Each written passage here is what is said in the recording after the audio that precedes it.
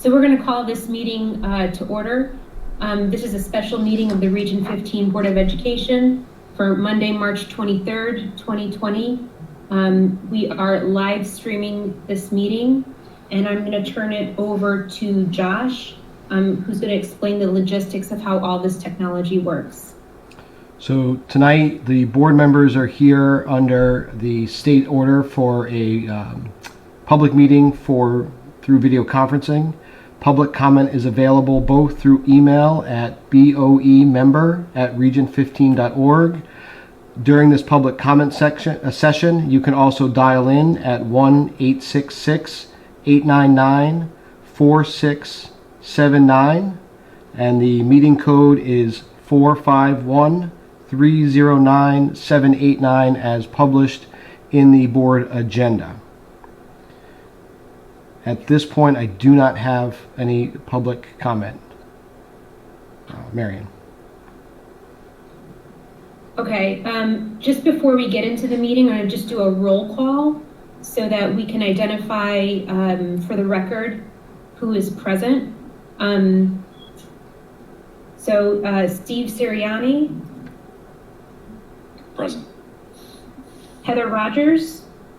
Present. Heather Dwyer. Present. Ryan Watson. Present. Sharon Attic. Present. John Cookson. Present. Richard Spirito. Present. Shannon Cavallo. I heard you. I saw your mouth move, present, but I didn't hear you. She's muted. Okay. All right, so Shannon Cavallo is present. Peter Vaccarelli. Present. I also see Jenna Meglio. Present. Jessica Sciaretto. Present. Joshua Smith. Present. Carrie Chiappetta. Present. Russ Sage, is he here still? Present. Paul Jones. Present. Joe Martino. Present. Okay, am I missing anyone else? Secretary. Okay. Did I say Jen Meglio? I'm sorry, Jen Meglio.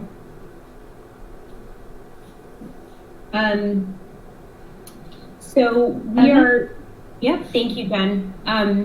So we're meeting tonight virtually pursuant to the governor's orders that we not hold meetings in public due to the global pandemic that we're facing right now. And pursuant to FOIA guidelines that we've been told, everyone please state your name before you speak. Even though we can see you, for the record, we still need to say our name before we speak. That applies to everyone. First, I'd like to say thank you to everyone for attending the meeting, staff, the board members, and any public that's watching. This is all new to us, this video conferencing, so please be patient as we move forward. The purpose of tonight's meeting is a budget discussion. We were supposed to have a budget workshop on last Wednesday, but we canceled that. And instead, tonight, we are having those presentations at this meeting pursuant to our regular budget schedule. I'd like to thank everyone, families, students, also for rising to the occasion with everything that's been happening. And also want to say none of this would be possible without our staff. Thank you so much to Superintendent Smith, your leadership team, the principals, the teachers, the staff. We're definitely in uncharted territory, and we appreciate all the efforts that you've made for our students. So at this time, we're going to move to the next item on the agenda, which is comments from citizens. The Board of Education will recognize citizens of Middlebury and Southbury, and citizens are asked to state their name, their town of residence, and to limit their comments to 3 minutes. And we're respectfully asking that comments adhere to the items on the agenda, as this is our first virtual meeting conducted by the board. So is there any public comment? At this time, I have none. Okay. And you've checked your email too, Josh, that BOE member at region15.org? I have. Okay. All right, so I guess there's no public comment at this time. We'll move on to presentations. Superintendent Smith. So I'm going to attempt to share my screen.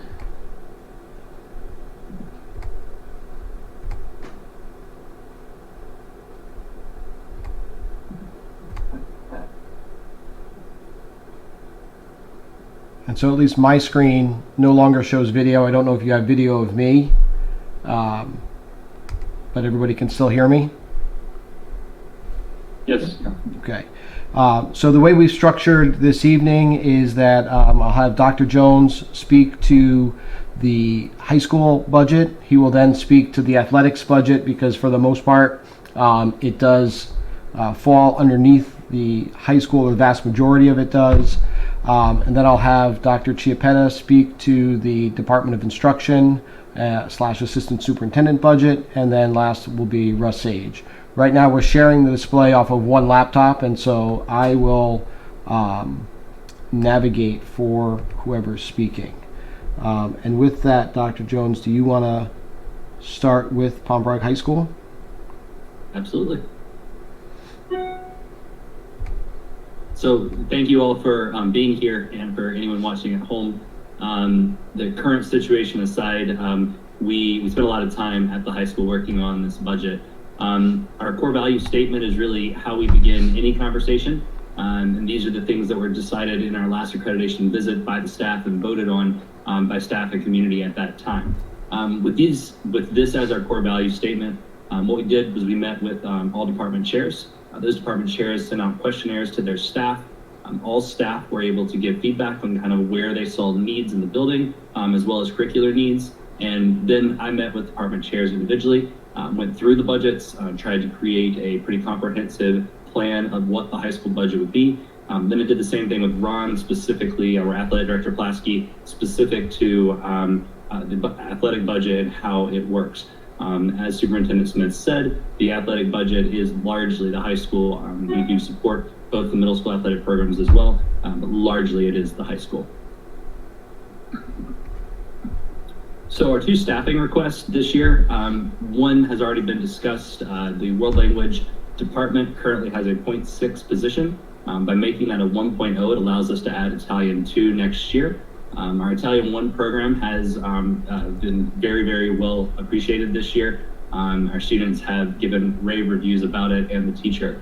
It's been great to add that third language to our program. One of the things that we were fortunate enough to get out ahead of was registration. So we actually, before all of this happened with the current closure, got all of our registration numbers in. Because of that, I can tell you that Italian is very highly requested. So we will absolutely have enough students taking Italian. We'll have more than enough students taking Italian to fill these 2 extra sections. We're fortunate at the high school to have some teachers in world language who are certified in more than 1 language. That allows for the shift, even though the 0.6 is a Spanish position, it allows us to shift another person to teaching more French, so that the current teacher who's teaching Italian and French can then move to teaching all Italian. This was a part of us adding Italian 2 this year through PNC. Second is looking to take a 0.6 English teaching position to a 1.0. This will add 2 sections. What it will allow us to do is add 1 English elective section as well as an extra section of acting. So it'll give us our current teacher who's teaching theater arts will then be able to teach full-time in theater arts, which will allow us to continue to build that program. That's been a huge benefit this year. I think some of the passion you saw with Mamma Mia and the musical performance that we were just about to do was because of really our focus on growing the theater arts program. It's something that our students appreciate. And while obviously if you watch the video on Twitter, I'm not that good at dancing, our students are very good at it, and they've shown that. And Mr. Nelson, department chair, has done a phenomenal job of leading that department to really grow our elective approaches. It also allows us to add 1 extra section of SRBI. We added English SRBI this year as a tier 2 approach for English. We've had that for math for some time now. We wanted to be able to provide that for English for our students as well. So we added it this year, but without having more sections. We couldn't do it every period. This will bring us to almost allowing it every single period of the day. The priorities in our budget, the ninth grade NGSS. So next year, we will begin our third year of NGSS. So our teachers have had time to kind of process and go through everything. This is not looking to be a textbook adoption, but we do see the need to have some more supplementary text that students can use both in the classroom and outside of the classroom. One of the struggles with NGSS, just like with Common Core years ago, is that our parents don't often know what's going on with the new curriculum, and it's so different than even what older siblings have done that it can be confusing when students go home if they don't have all the resources they need to be able to learn it on their own. So with this supplementary text, we're able to provide a little bit more of that for them. Chromebook carts continue to be a priority, as we can currently see in this situation. I'm very happy that our district supports technology and supports 21st century learning. With our Chromebook carts, we've had a long-term plan to bring up departments to having an equitable amount of Chromebooks, basically based on what they need by content. So as opposed to a one-to-one model, it's a one-to-one associated with content. So how many ever US history teachers needed at that time, once we complete this multi-year plan, will be able to access those Chromebook carts during their class. This year we're purchasing 3, that's down from 4 last year, and then next year we would purchase 3, and then that would close out that long-term plan of buying new, and then it would just go to the rehab plan of when those computers start to need to be replaced. Continuing with that, so the next, there it is. So budget priorities, so the next part is furniture replacement. We do have a need to begin to work on a long-term plan to replace student desks. Many of our desks are outdated, and it is something that when you look in our classrooms, we do have desks that have been repaired many, many times. And so we're not looking, it wouldn't be fiscally responsible to purchase every single desk in 1 year. That wouldn't work, and it wouldn't support everything else we need. But what we've been able to put together is a multi-year plan that would allow us over 6 to 7 years to restore our desk and use desks that are a little bit more efficient for high school students. The basket desks that we have can be very encumbering to a larger high school student. And so these desks would just be a chair and a table. Over time, it would allow us to do that. This plan would also allow us to continue to restore and replace our cafeteria tables, which was already in the plan, as well as continuing our plan that we started last year, replacing water filling stations from our drinking machines. And then program improvement continuations. If you look at these two, they're just multi-year plans that were approved. Both of them were approved last year. And this is on the next slide, but the program approved continuations, the library center upgrade, this will continue that 3-year plan. This would be the 2nd year of it. The first year bought kind of the lower tables and chairs. This year is looking to buy the higher top tables that would allow students that access.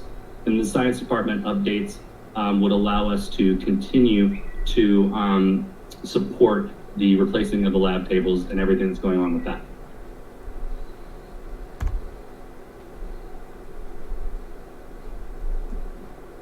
So when you look at our overall program lines with 10% or greater change, language arts is a change. It's largely because we've, with Mr. Blaze as department chair, he and I have been very diligent in trying to go through what we really need and making sure that we're purchasing what we need. This is a line that's always going to be in flux because some years you're going to need more text and some years you're not. This year just happens to be a year that we don't need as much, so we were able to take money out of that because we didn't need that money this year. Math, the increase is largely because we've started to shift a lot of our lines this year to be more efficient. So we've tried to start shifting to departments that had field trip lines in them, which every department didn't have. We're looking to do that with the new financial software down the road, but for now, some of the departments did have field trip lines in it. We took that money out of an overall field trip line and put it in the math line. We feel like this is a much more transparent way of looking at our budget. A lot of the shifts that we did this year were about transparency. So someone can look at our budget and say, okay, I get that. That makes sense as to why that's there. Science, the NGSS books are largely the increase here. the supplementary text that I discussed, as well as the field trip. Business ed, it's a large amount, but it's a large percentage change, but it's not a large amount. It's just a difference in workbooks. We are buying less workbooks for our e-commerce class. Drama. So this is our theater arts program. One of the things that we realized, myself and Mr. Nelson, that we didn't really understand was why our theater art students, everything is coming out of student activities. So we want to make sure that as a district, we're supporting them the same way that we do athletics and a lot of other organizations. So this is moving some of that money that's coming out of student activities into the general fund, because we feel like our students shouldn't have to be reliant on gate receipts just to have a performance. The computer budget, this is decreasing, like I said, from 4 to 3 Chromebook carts. Alternative education, this is purchasing personal finance textbooks and other resources for the alt ed program. This is largely, the alt ed budget has largely been kind of smaller and not looking to purchase things like that. It was mostly just a field trip. We're trying to make sure, again, we're being more transparent about how and where we're purchasing things. Lastly, you'll see a large increase in the principal line. This is because what we're looking to do is, again, clean up some of the account lines. All of the lines you see there for programs, staff development, field trips, and school-wide all fell under the purview of the principal. So it's not like we're taking and giving someone else access to it. All we're saying is that if you're looking to understand the budget, you shouldn't have to look in multiple lines to figure out what's going on. It should be transparent. We should be able to have our descriptions match. Everything should be right there for people to see so they understand what we're doing. The increase here is the furniture, and we were able to do that by eliminating 1 Chromebook cart. So overall, when you look at our total budget, we are just under where we were last year. With doing all that, so we're able to start that student seat replacement plan and add all these other things I discussed with no increase on the budget from the previous year. So I have to say that's one of the weirder presentations I've ever given, as I'm looking at a bunch of blank screens. But if you have questions, please feel free to ask. I'll talk about athletics in just a minute. All right. So do any board members have a question? If so, raise your hand. Steve. Don't forget, you have to say your name too. Okay, thank you. Yes, this is Steve Soriani with the 2 questions for Dr. Jones.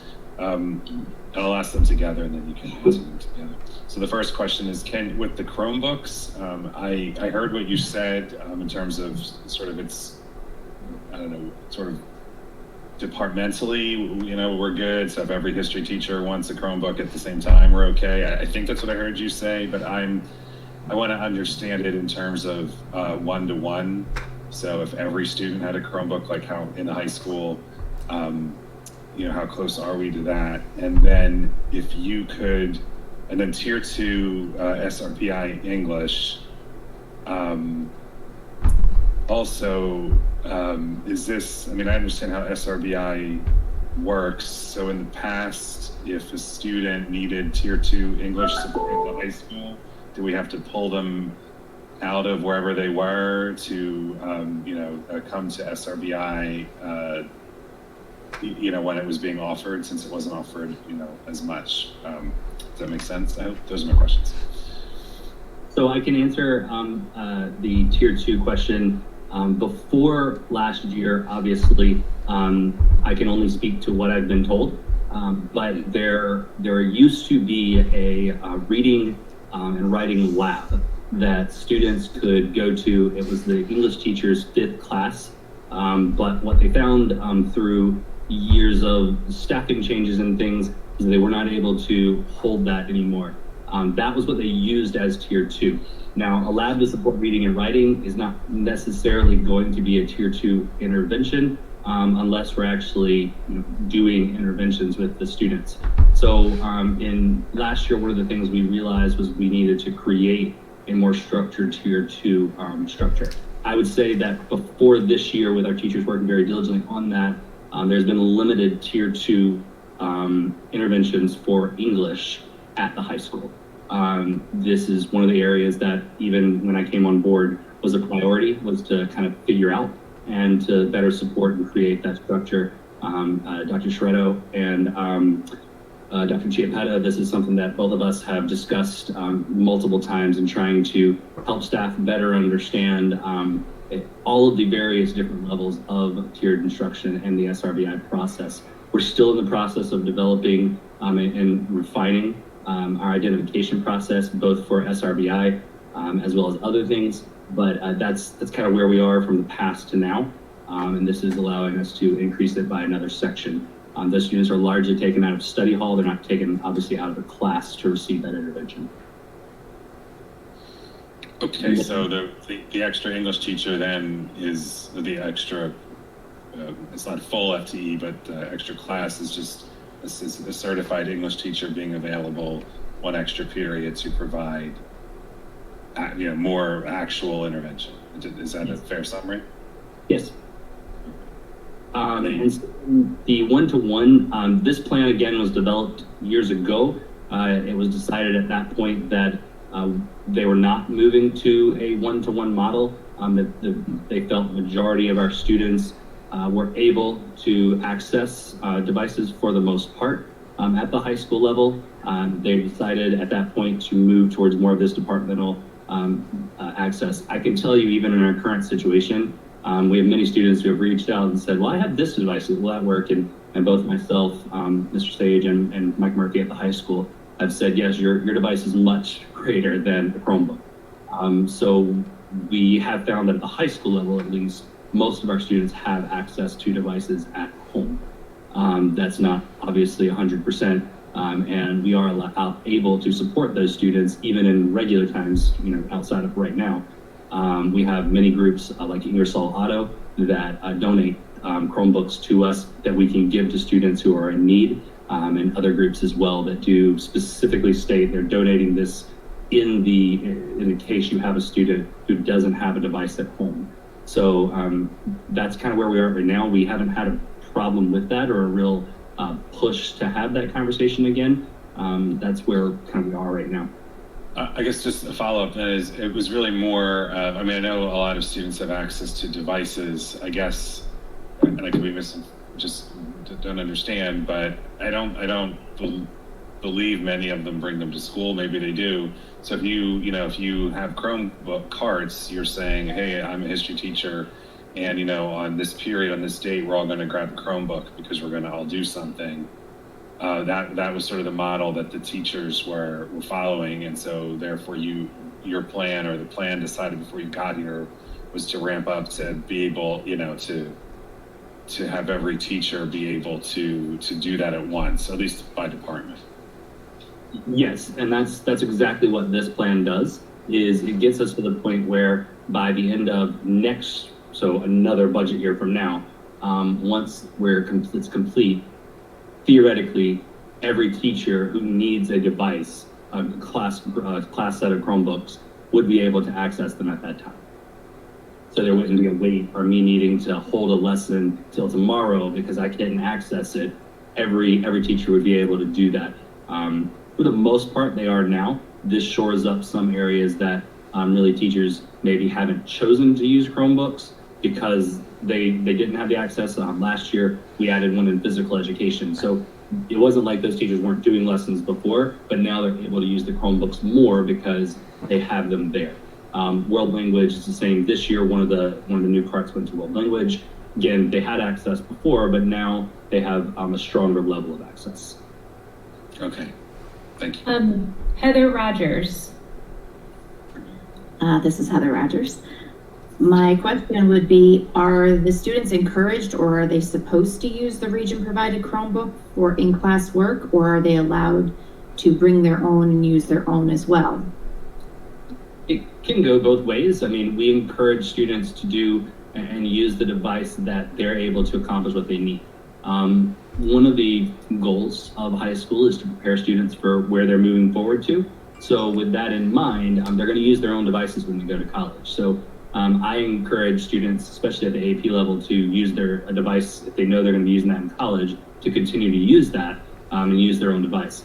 However, you are bringing a device to school.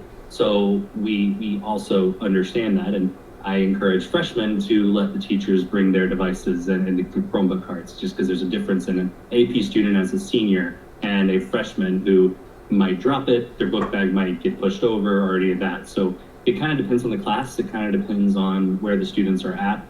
We want to have devices to be prepared so that students can use them, but we are aware that especially some of our juniors and seniors do bring their own devices. Right. Anyone else have questions of Dr. Jones regarding the high school? Dr. Jones, I have a question. I think I heard Superintendent Smith, and I think you too, talk about how the NEASC recommendations, and I think I heard that we are not doing everything that NEASC had asked us to do. Can you speak to that a little bit, and why aren't we doing everything? Like, what's the thought process there? So there's a few different things. Not doing everything. NEASC, first off, the NEASC recommendations are always recommendations. They're not coming in saying you have to do these things. They're just things they saw. The recommendations, partly adding staff, for example, in the library media center was something that was recommended. At this time, we don't necessarily see the need for that, and we are trying to address that in other ways. And then part of it was tier 2 interventions, which that's what we are doing here. So, so some of the recommendations, some of the things you see here are from the NEASC recommendations. Developing long-term plans to replenish things such as the library plan. That was a direct NEASC recommendation that we did in the program improvement plan last year. Looking at student desks, looking at our facilities, those are direct NEASC recommendations. So while we're not doing all of them, for example, if we said we were going to do every single student desk, that would be a lot of money. So we're trying to be responsible and create a long-term plan that will allow us to do that. So some of it is we don't feel that there is a need for it right now. Our enrollment has gone down since the NEASC visit 5 years ago. And then some of it is, while we're not doing all of it now, we're starting the process to answer those recommendations. Okay.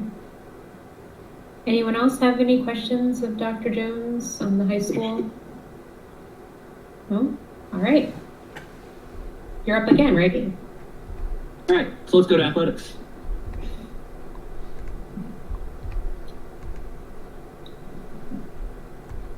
It's also really weird trying to scroll across and make sure I'm catching everyone's face there. I was really sad we didn't have a delay for school today because of all the snow. The athletic My kid had a delay. Yeah, my kids have had a delay every morning. So Yeah. the athletics program, again, we support Rochambeau Memorial and Palm Park High School. And our athletic director, Ron Plasky, and myself put together this budget. We tried to, again, start really going through every line. Not that implies at all that there were things there that weren't supposed to be there, but we do want to be very responsible fiscally to make sure that we're going through our lines and make sure that we're not just using a number that was used before. We want to make sure we're looking at actuals that we've actually spent over the past 3 years.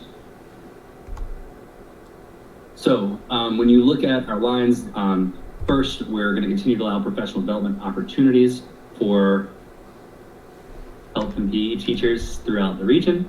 And I'm just waiting for that to come back up. There we go. So this line allows us to continue to do that, to continue to allow that professional development for our K teachers. It continues the maintenance and repairs to our athletic fields, facilities, and equipment, as well as uniforms. We do have, for example, a uniform cycle and the uniforms that come in that way. And it provides reimbursement for professional growth and development to attend various conferences and things that we do, including athletes attending out-of-state competition. Will also help us to meet our contractual obligations. This is every year the largest, part of the largest increase in athletics. Referee fees, various entry fees into tournaments, and it allows us to continue all of that.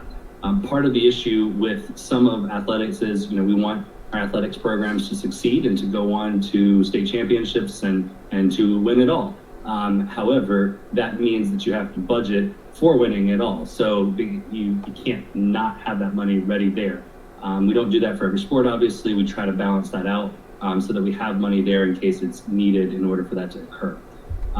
It allows us to continue to have game equipment and the replacement of needed items. So if we go to the budget summary for athletics,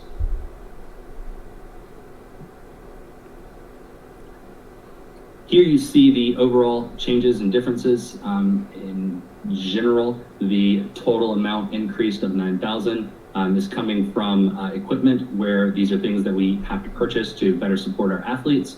And the other purchase services, obviously you see, has gone down. Repairs and maintenance has gone up.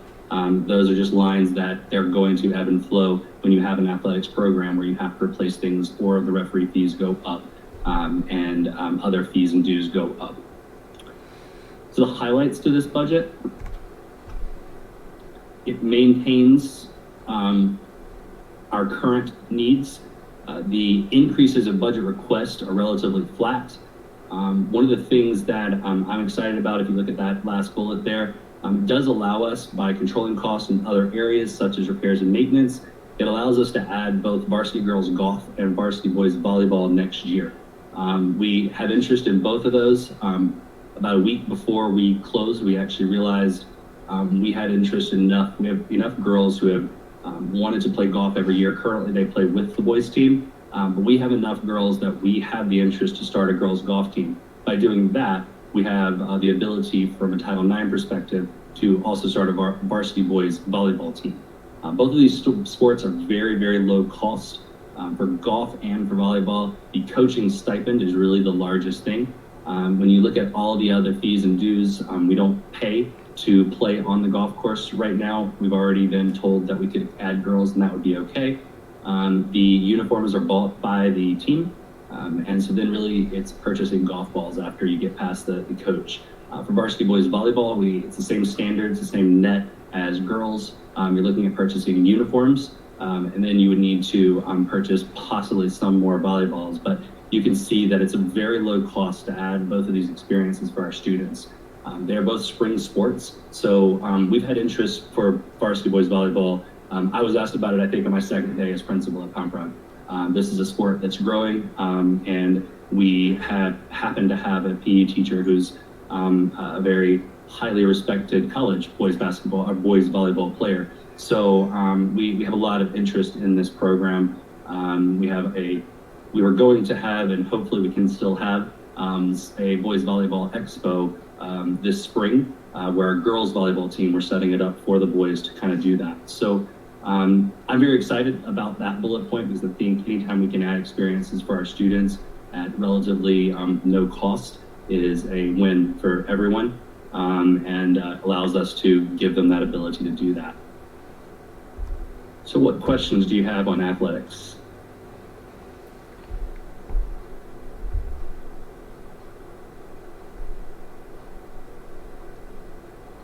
Marion, I have a question. Yeah, hold on. I just forgot to turn on my microphone. Go ahead, Richard. Richard Spittle talking here. In all the years I've been working on budgets, I still don't know what other means. Can you please explain to me what other or miscellaneous means in the athletic budget? Thank you. So can you tell me what you're talking about? Are you talking about the actual spreadsheet where it says 490 other supplies? Yes. Okay. Yes, I am. Okay, so that's the other supplies is the description that's given in the accounting software for that 490 line. What I can do is pull all those numbers and tell you exactly what's in that. I don't have it in front of me sitting here today, but I can absolutely give that to Superintendent Smith and get you exactly what's in that line. I would appreciate that, because I do not like voting on items I do not understand. Other is not an item, neither is miscellaneous. Yep, I can get you that I can get you what's in the 490 line. The 490 line is called other supplies, but I can get you exactly what's there so that you can better understand it, okay? Thank you very much. Thank you. Richard, Joe Martino here. I was just looking through the other supplies. Those are related to each sport. There's detail listed inside here. So there's awards for athletic banquets. In other words, I would call them their supply items. To your point, I would talk about finance. The idea of these 490 accounts going away, I completely agree with you on the idea of the other. Obviously, the new accounting system won't reflect these accounts that do have other is, you're right, it is kind of a catch-all that we are in the process of getting rid of.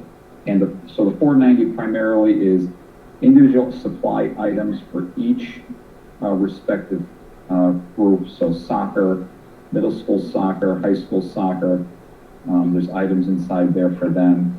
And the miscellaneous account was, which one was that? That was,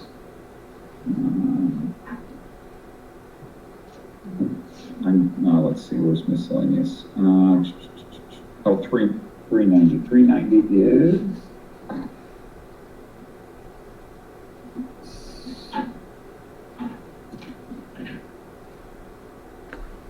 $390 is made up for, that is mostly your, you've got football officials for high school, that's all mostly your official lines. If you see there, so that's for ref and games, for lacrosse, for each of the sports. Coverage as well as our athletic trainer coverage.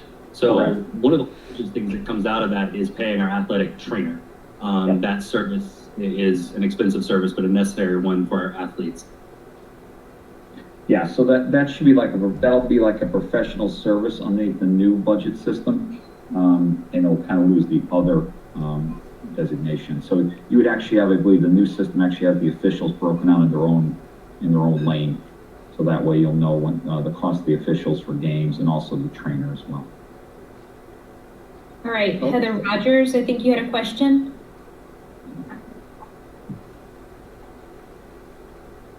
This is Heather Rogers.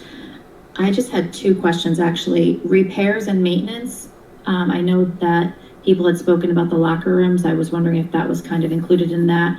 And also dues and fees. I see it's up 100%. Can you just explain to us what that is? Joe, did you want to talk about the locker rooms?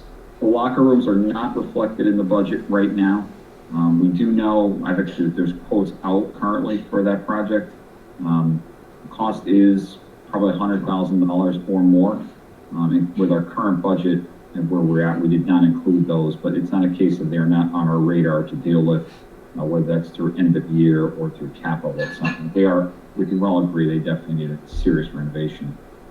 The dues and fees. I can these, Jeff. So the dues and fees, just like in the high school budget, where you saw that I'm trying to collapse accounts and make it a little bit more transparent. These were in to Richard's point, the other purchase service line before.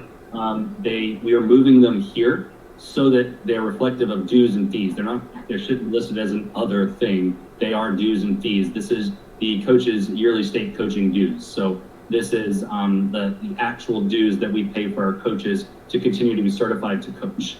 And so not their certification necessarily, but the fees that they pay to be in their coaching leagues. So this is Heather Rogers again. So it's not necessarily that they went up 100%. It's just that they've been moved to their own line item for transparency's sake. Yep. Thank you. And Heather, I can weigh in on the locker rooms.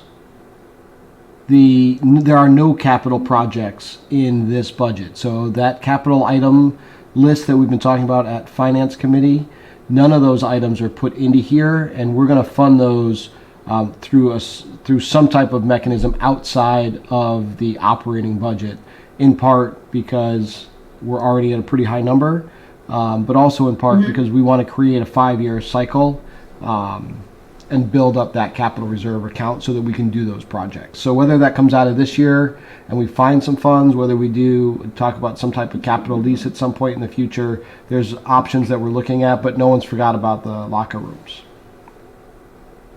Great, thank you. All right, I think I saw Sharon Attic and then John Cookson after Sharon. Hi, this is Sharon Attic. So I believe it was on your second to last slide when you talked about the addition of some of the programs or coaching fees that were driving up some of the expenses. Given the current climate that we're in now, and I would imagine some of the potential cancellations to things happening in the spring, is there any return on that can be applied to next year to offset some of that increase?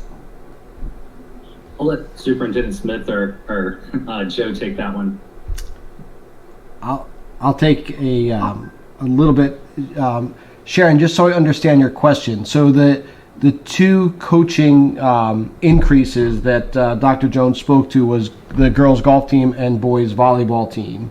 Right now in this budget proposal, those increases in the coaching line come from other offsets in the athletic budget. The challenge, if I understand your question correctly, is we can't budget salaries in, like I can't pay forward coaching salaries. If I'm under, is that the question that you're asking? This is Sharon Attic. So I was just wondering if certain programs are potentially being canceled for this year. Mm-hmm. Is there any credit that is returned back that could then be kind of not prorated, but put towards next year's budget to offset some of that increase? Or is it just cyclical, whatever we hit this year, and then we start over next year? I was just trying to think, because I thought I had heard that while it was relatively flat, there were some increases, and clearly you've worked to offset that. But I was just trying to think, if there's an impact to spring sports this year, and let's say those costs are not being seen this year, maybe they already are if there's already contracts in place. I can't speak to that. But is there an opportunity to maybe have a credit that can offset any of those increases? And if it's, I don't know if I'm being clear, but that's kind of where my mind was going when I saw this, given the current situation. So I would say the answer is sort of. So if, for example, we don't have to pay officials fees for spring lacrosse because it's not happening this year, I can't then put that money aside and use it to pay lacrosse officials next year. But what we could do, and this gets maybe even into Heather's question, is can we take the whatever revenue or whatever budgeted amount that we aren't paying for those officials and purchase something else out of next year's budget and then remove that from next year's budget so we don't have to buy it next year. So if, for example, the furniture, you can't purchase things that are tied to a school year or to the education directly of a student. But if we have a plan to buy furniture for the library in next year's budget, maybe we cut it out of next year's budget and we buy it with offsets of the officials. Those are the kinds of things. I'll talk a little bit about it when we get to the superintendent's report, but I think Joe and I are very much conscious of the questions that you're asking, and I think we're going to spend the next 2-3 months having some of that conversation. Thank you. All right, John Cookson. Just two questions. John Cookson. First thing is varsity girls golf and varsity boys golf. Are we still under Heritage Village, even though everything was sold over there? Are we still having that? And my second question is fairly easy. On the equipment increase, is there any one major item that is driving the equipment up the amount? It's not a large amount of money, but is there one single equipment area that we've got to pay attention to? There's not one particular equipment. It's kind of a few different things that's driving that. And golf, yes, we're still using the same course.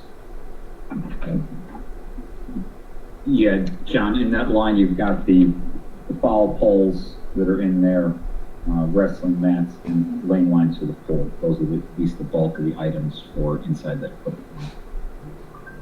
Nothing on the pool. not lane lines for the pool, but not, you know, no like major renovation work or anything like that in there. Okay, thank you.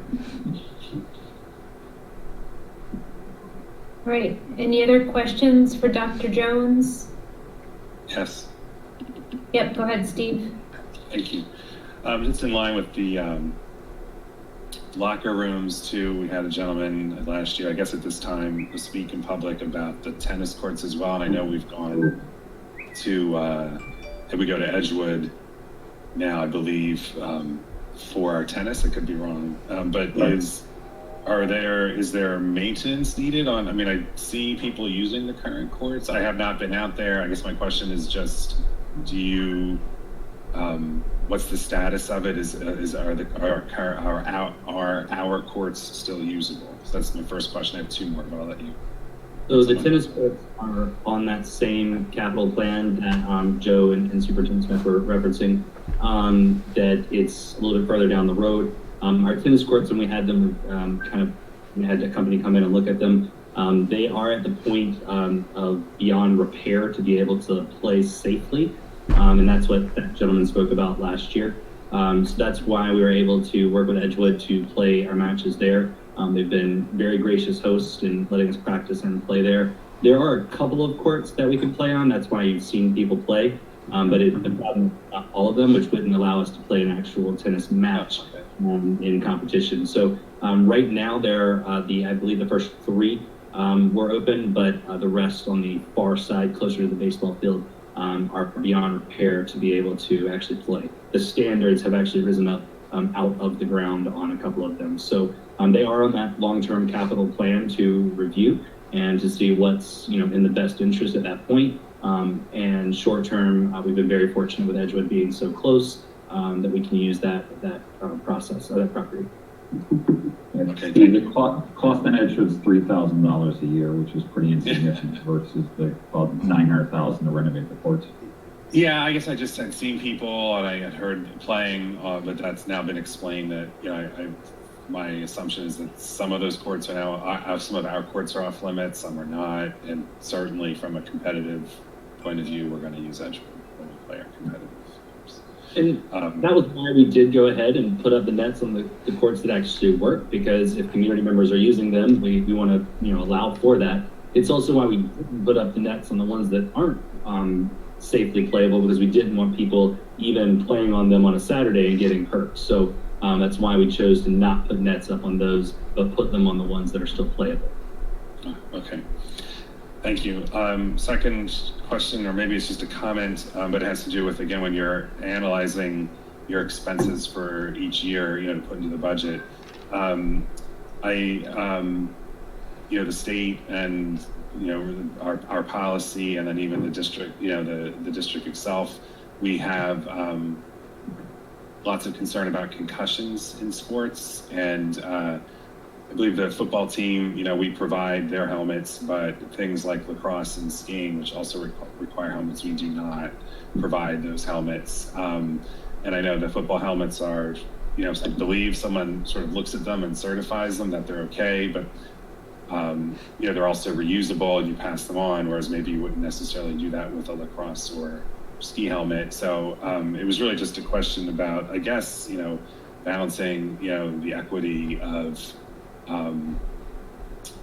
the type of equipment that we provide for our athletes. So that can just be a comment. I mean, I don't want to. I can respond generally. Lacrosse is traditionally a sport where the athlete buys their own helmet and they use it from year to year. They don't have to be recertified. There's not a certification process to do them. We do send our football helmets out every year for that process. There's just a different process to them. The ski helmets are the same thing. Generally speaking, most of those helmets, that's what they use regularly.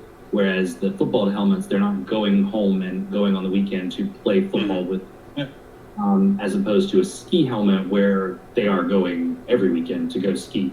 The same is true of lacrosse. They play it regularly off season as well. Football, that's not normally what's happening. But I do hear, I think it's something that we can continue to evaluate and to make sure that, we're providing the safety gear that we need to for our athletes. No, that answer's fine. I mean, that makes sense. It's less of a personal item to a football player. Is what is my takeaway from you. No, that makes sense. I mean, having been an athletic director years ago, it's your comment right there is perfect. It's much more of a personal item across into skiing than it is to. I mean, I guess if you said the football players were taking them home and using them over the summer for personal leagues, then I might question it, but they're not. So no outside league is going to let you bring your own football helmet because in the world we're in with concussions, no one is going to bring your own helmet. And then lastly, when we hired the athletic trainer, and I want to say maybe, I don't know, 4 or 5 years ago, there was a lot of consternation about that in terms of whether or not it was necessary. And I believe at the time we were maybe one of the few districts in our conference maybe that didn't have one on staff full time. Is there any, just help me understand, is there any way to evaluate return on investment with the trainer, or is that something sort of like having an ambulance on standby at a game or an event, just in case someone gets hurt? Could you maybe elaborate a little bit? Yeah, I will tell you, the athletic trainer is an absolutely critical element to competitive sports. So you have an ambulance there for a football game, but you don't have them there for everything else. This year, we had a large cross-country meet, and a student from another school actually got hurt. And our trainer is the person who was able to service that student. I then saw our trainer get back on the cart and go help a student down on the football field with our field hockey team. So literally every afternoon, our trainer is back and forth. They also conduct all the concussion baseline tests. So all of our athletes are required to do that. And that helps so that if there's a head injury, we're able to monitor that. So they actually lead athletes through that and through that baseline testing, as well as helping them if they do have a head injury. The athletic trainer is an absolutely critical element to high school sports and to all of the things that happen to really protect both the athlete and the district, to make sure that we're supporting athletes if they do get hurt in any various forms or fashion. Is that an hourly position or a stipend or full-time? It's a contract. So we have a contract with a company that we pay, and it's just like any other contract as a date. I'm not sure when our current athletic contract or the trainer contract is up, but I can definitely look into that and find out for you. But it's a service that's provided, so we pay an outside service to send us a trainer. That's how it is traditionally at most schools, where that trainer is coming in as part of that company's service. But so it's up to the athletic director to just say schedule them for, I've got this meet or this game, can you be here at this time? They're here every afternoon. Okay, thank you. Right. Here every afternoon. I was just saying, any other questions for Dr. Jones? All right, before we move on to the next presentation, I just wanted to say thank you, Dr. Jones, and this goes to all the administrators for doing these presentations on the budget in the midst of the upheaval that's going on and the online learning that we're trying to get off, and to do for all of our students. The budget work is also very important, and I appreciate you dedicating time to this and answering questions in the middle of everything else that's going on. So thank you. Thank you all.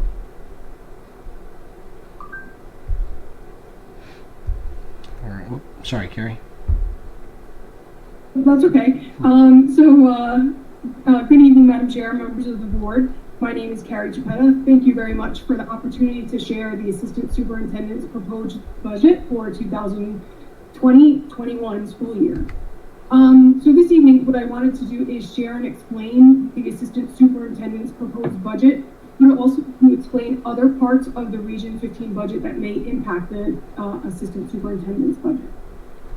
So if we look at the next slide, this slide may look a little bit familiar to you. It is slide from Superintendent Smith's presentation that shows that 50,000-foot view of the mission and vision statement, then a little bit lower down to our 4 theories of action, and then more specifically our strategic objectives. And so the ones that impact the assistant superintendent's budget are the ones that are bolded. So it's really about the professional development and curriculum writing for teachers.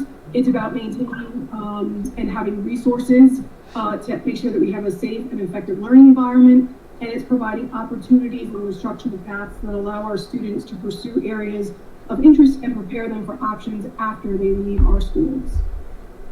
So on that next slide, we'll start to look at the budget numbers within the assistant superintendent's budget.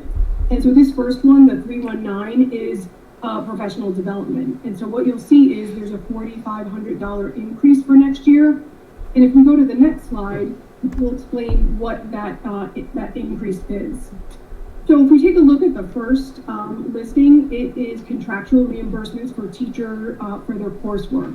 So in the teacher's contract, each teacher who has completed a master's plus 30 semester hours shall be reimbursed for each credit hour that they complete beyond their master's 30, and at a rate of $220 per credit. So that's actually in the teacher's contract.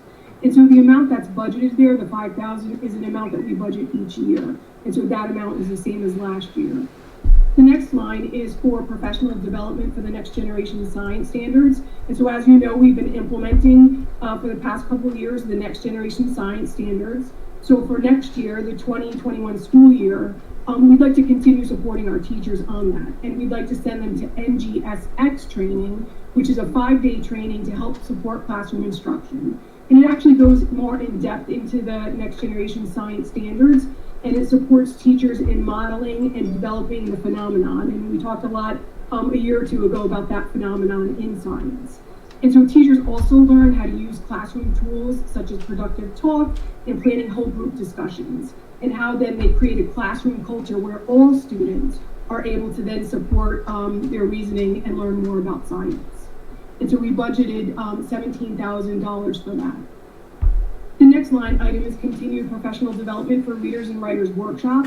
And so this current school year, we've actually been working with a trained consultant who used to work for Teachers College in readers and writers workshop. And so this year, she's been working with our teachers in elementary and middle school. And so this consultant works with teachers in each of our grade levels, and she shows them how to structure their class time, how to implement the curriculum, and how to meet the needs of all learners through conferring or conferencing. But in addition to that, she's also been working with our reading consultant and our elementary math coach on how we work with adults, because it's very different to work with adults than it is to work with students. Additionally, some of the coaching sessions have been not only to work with our coaches, but also to work with our elementary and middle school principals on what to look for in an ELA classroom and how do we as administrators support our teachers. And so next year, we'd like to continue that work with her. The next line is about middle school and high school math teachers. And so writing a fair and unbiased assessment is a really difficult task for most educators, because we've had maybe one class during our schooling on how to write a good assessment. And so over the summer, we are going to be working with a consultant about what makes a really good assessment. And then what we're going to do is review our current assessments, revise them if we need to, or recreate some new ones. And so this is also a way to ensure that we have common assessments across the district. And so we put money aside for that. AP training is something that you'll notice always seems to show up in my budget. And really that's to have money there to train teachers during the summer who teach AP courses. And so those who are selected to go to training are really based on high school enrollment for AP courses. For example, if more sections are added. And it also could be to attend training for courses where the curriculum has been changed or the assessment has been changed by College Board. And so we put $2,000 in there, which is about the equivalent to sending 2 teachers. So the next is professional development for middle school and high school social studies teachers. And so this year we've been working with teachers on developing an understanding of essential elements of a high quality curriculum document, and we're going to continue working on that next year, looking at understanding by design, or when we look at curriculum, looking at the end and how do we get there, what do we need to do to make sure we're reaching that end result. And we also started this year and want to continue next year working with them on understanding the standards and practices that are involved in teaching social studies, and that includes unwrapping some standards and identifying what are the priorities. So all of those total up to the $66,000 that I've listed in my professional development budget, but that's not the only professional development that we're doing. We will continue to work with our elementary math consultants. And this current school year, we've had someone that has come in and worked with our teachers, not only during our PD days, but he's also gone into every single middle school math classroom and provided one-on-one coaching. And the focuses were on mathematical practices, on lesson planning, on implementing lessons that are more student-centered. And next year, one of the things that we want to do is work on precise math language and for both questioning and explaining, but also understanding that students can solve problems in a variety of ways. If we go to the next slide, I showed you something similar last year, which showed the actual amount of money that was used for professional development in the past, and then the percent of the total budget. And so if you look, that ranges from thousandths of a percent to hundredths of a percent. And if we look at last year compared to this year, it's still 900ths of a percent of our budget that we're spending on professional development. If we go to the next slide, the budget number 119 is extra pay / tutors. In my budget, that's used for curriculum writing and team mentors. And you'll see that the difference is $165. So if we go to the next slide, this is the explanation for this budget item. So a team mentor, team stands for Teacher Education and Mentoring Program. That is something from the state where we have veteran teachers that mentor new teachers. And according to our teachers' contract, each of those mentors get paid $853 per year to mentor a new teacher. And so while the state gives us some money towards that amount, each year is we're kind of unsure about how much we get back. So we have to put a little bit of the money in my budget to pay for those mentors.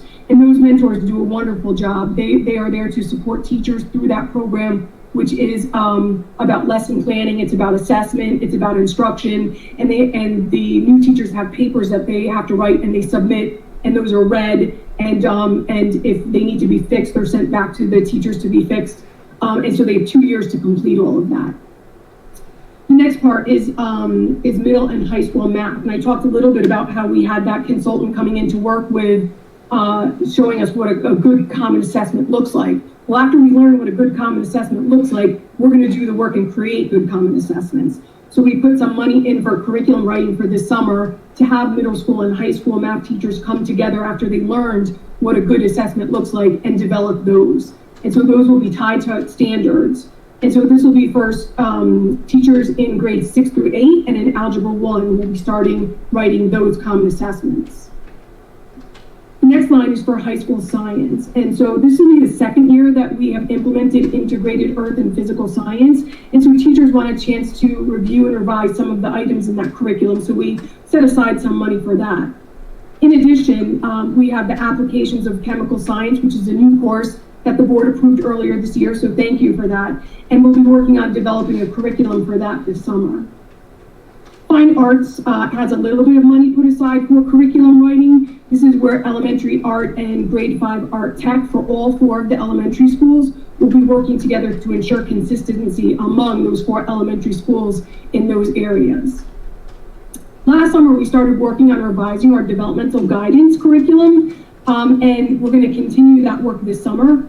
Part of the work includes having lessons that are on bias and acceptance of all. The next line talks a little bit about the PE and health. We're looking at revising our K-1 health that was implemented for the first year this year. So what we did is we wrote curriculum for K and 1, and each of those grade levels received that curriculum. Next year, we'll need to break it up and make a new curriculum for grade 1 because those students would have had it in kindergarten. Same thing holds true for middle school, revising that health curriculum also. If you remember when we started talking about new courses, part of what we were doing was revising the high school English course. And so one of the things that we're going to do this year is rewrite the senior English. And that was proposed to the board earlier this year. World language, Dr. Jones talked a little bit about the 2 world language courses that are new this year. And so we'll be writing curriculum for the development of Italian 2 and also for the development of Spanish 1C. And last year we implemented our middle school global communications class, and we had 1 curriculum for students in 6th, 7th, and 8th grade. So what we'll be doing this summer is we'll be writing a curriculum for the different grades throughout the middle school, which brings us to the total that's listed there at 51,165. But again, that's not all of the curriculum writing that we're doing.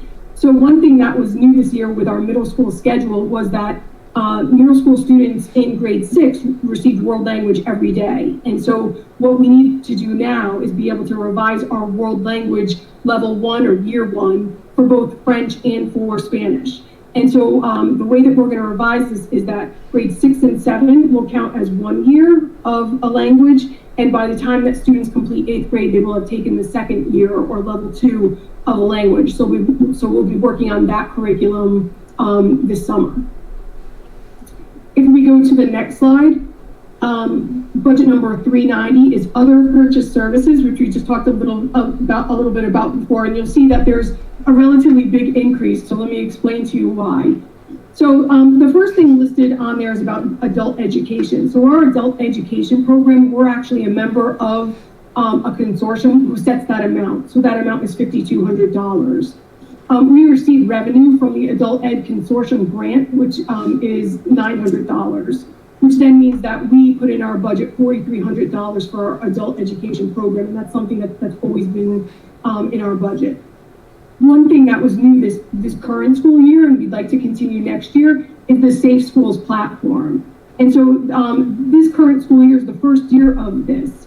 It's mandated trainings per the state that we can assign to staff members where they would watch a video and then they would answer a short quiz and print out a certificate and then send that certificate to central office, which is a way for us to keep track of all the mandated trainings that we're required to do. Some of the great things is that we can assign different groups different videos. So there are videos for custodians, there are videos for teachers, there are videos for paras, there are videos for administrators. And so we would like to continue that next year. One of the great things with this is it doesn't impede on our professional development days, where we really don't have that many days for professional development. So what we have done is we give a range of time saying that teachers or other staff members have a certain amount of weeks to get these videos done. We've done that a few times throughout the course of the school year.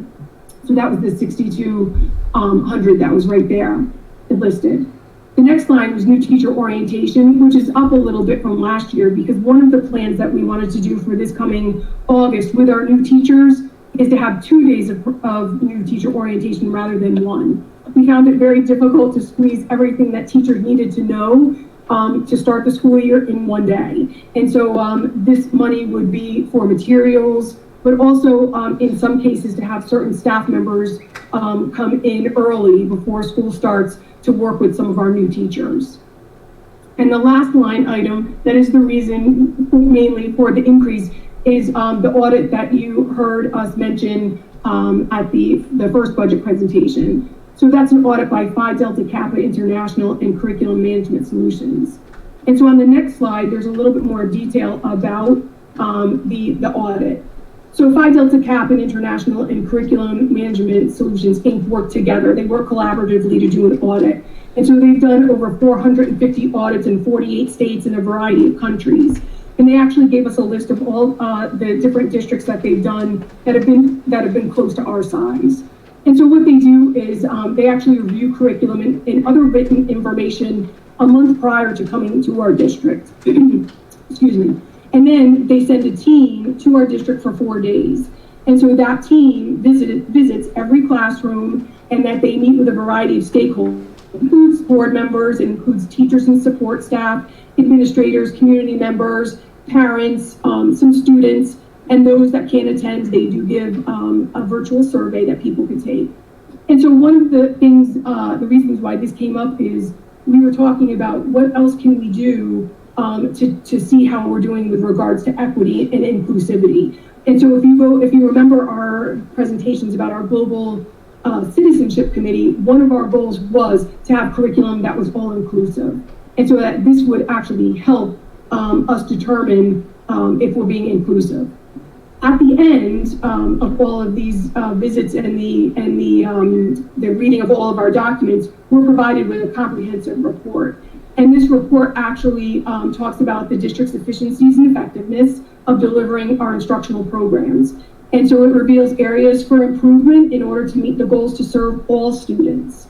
And so the auditors support their findings with multiple sources of data, and they supply the district with charts and exhibits and tables where necessary. The report's concluded with a series of recommendations that are given to the board and to the superintendent, and it outlines the critical steps that we need to do to improve our systems in the district. And each recommendation is customized with an action plan, and that can be followed over the next several years, and that they incorporate research-based approaches and strategies. And they say that a draft of the audit report is typically in the hands of the superintendent within 90 days after they leave our district. If we go to the next slide, 411 is our instructional supplies. And what you may notice is that actually declined from last year. And so the reason that declined is because of the science supplies, and I'll talk a little bit about that in a second. But the first item on there is our universal screener. And so this current school year, we've used AimsWeb. And so we have used this as a screener for students in grades K all the way through 8. And we were hoping to take it 3 times this year. We've done 2 already, and we were planning on doing the last one in May. So we're hoping that we get to do that. And that information helps us see if our students are on track for reaching grade level standards. And so that information has been useful not only for SRBI, but also for teachers in the classroom. The next listing is our district subscriptions. So you'll see Newsela or Newsela and Gale. And so those 2 subscriptions were things that were already occurring, but they were occurring in individual school budgets. And so one of the things we talked about, and you heard from Dr. Jones also, was to make things more transparent, or to put things in budget areas that made a little bit more sense. And so one of the things we talked about was, if every single school is purchasing a license to that, it should be in one place. And so we decided to put those in the assistant superintendent's budget because every single school was using those. Does it save us a little bit more money if we put it together? A little, but it's making sure that it's all in one place and we know where it is. Science supplies. So as I said before, we have been implementing the NGSS. And so the first year, anytime we buy anything new, it's always in the assistant superintendent's budget, those supplies. And so now that we have rolled out elementary, that we've rolled out grades 6 and 7 and some of the high school courses, those expenses go into the school budgets. So the supplies that are in my budget for next year is grade 8 and a little bit of the high school science. And so that's where we've seen the decline. The last item in here is a middle school social studies resource. So over the past few years, we have phased in the use of the social studies resource in grade 6. And this current school year, we're doing it in grade 7. And next year, we'd like to do it in grade 8. And it's a Discovery Ed tech book, which is something that will support both students and teachers in the delivery of content. Speaking of textbooks, if we go to the next slide, the next budget number is a 420, which is textbooks, and you'll see that that is also increased. So earlier this year, PNC reviewed and then the board approved new courses and new textbooks. And so we talked about how we were revising our senior English class. And so this summer, high school English teachers will revise the senior English class, which is called The Art of the Story. And so they will need to purchase a variety of titles for this class, since the class will focus on the comparative analysis of literature and its relationships to other visual media as a means of storytelling. And so that was listed there for $2,400. The applications of chemistry class we talked a little bit about before. This slide, this is the applications of chemistry class, and we're picking a textbook. And again, this was something that was approved when we brought new courses to the board. The text is to support the class, which focuses on chemistry and how that relates to the earth and environment. It's aligned to NGSS. It's a semester-long class. And that last item on here is a textbook for AP European History. So College Board has updated its curriculum and its assessment for the AP European History class. And so we felt that it was best to buy an updated resource in order to ensure that students are prepared for the new assessment that comes with this. And also, the current book that we're using is beyond 10 years old, and College Board really recommends that books that we use are not more than 10 years old.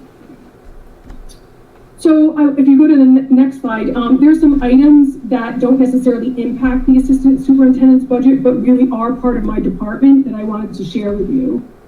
So the first one is the shared instructional teacher leaders. And you might have heard this mentioned when the middle school principals presented. And so what we're asking for next year is 1 ITL per content area for English language arts, math, science, and social studies. And whereas before there was 1 in each of the schools for those 4 academic areas, we're asking for 1 between the 2 schools.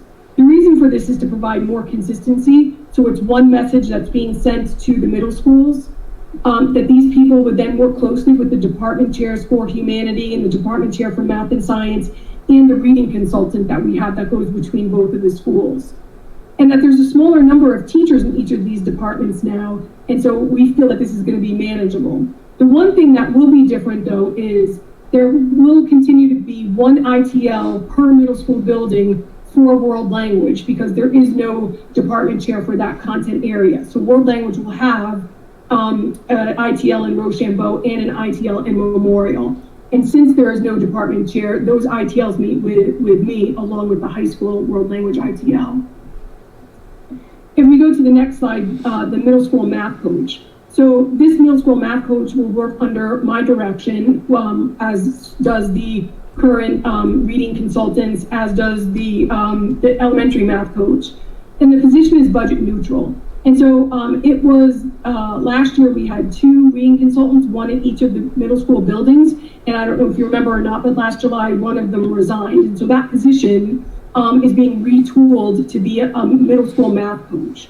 So we'll have 1 middle school reading consultant and 1 middle school math coach to go between the 2 buildings. And it'll work with about 7 teachers, and that's a total between the 2 buildings. And so the last person that impacts my department is the teacher in residence, which Superintendent Smith mentioned during his budget presentation. And so this person again would work it under my direction, and they would provide professional development to staff to ensure inclusivity and equity for all. They're going to help revise some of our curriculum because remember we said that the goal of our Global Citizenship Committee was to make sure that our curriculum was inclusive. And one of the big things is that they can help assist in the Global Citizenship Committee and in the Community Committee, which is called Strengthening the Bonds of Our Community. One of the things that we've been trying to do over the last couple of years is to foster community participation and support for our work. And we're hoping that this person will have the time and the energy to, to help do that work. So any questions? Heather Dwyer. So, yes, this is Heather Dwyer. Thank you very much for the presentation. And I do think that it makes sense to kind of consolidate our subscriptions into one place.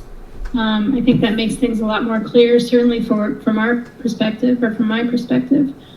And I guess I was just wondering, for these things that we're paying for each year, do we have any type of evaluation cycle? They look at them every year, every other year, to try to determine whether that's still the best tool for the purpose we're using it for? So, so the 2 that are listed in my budget, which are Newsella and Gale, this current school year, we had one middle school that was using Newsella and 1 that was not.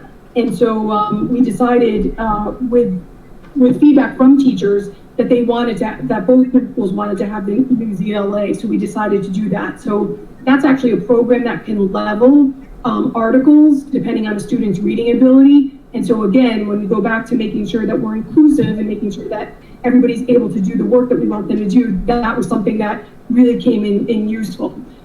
Gail is more of something that the library media teachers have really said is useful especially when students are doing research. So we've talked to not only the teachers in the classroom, but also the library media specialists who have said that those are things that we need if we want students to start, and to continue doing research and writing papers. So we've talked not only to teachers in library media, but also to the administrators too, about what their teachers are accessing. We also can look and see on certain programs how much they're being used. So that's something we can look at also. I see Sharon Attic. Hi, this is Sharon Attic, and thank you for the presentation. I had a question about the Safe Schools platform, kind of similar to the question that just preceded this one.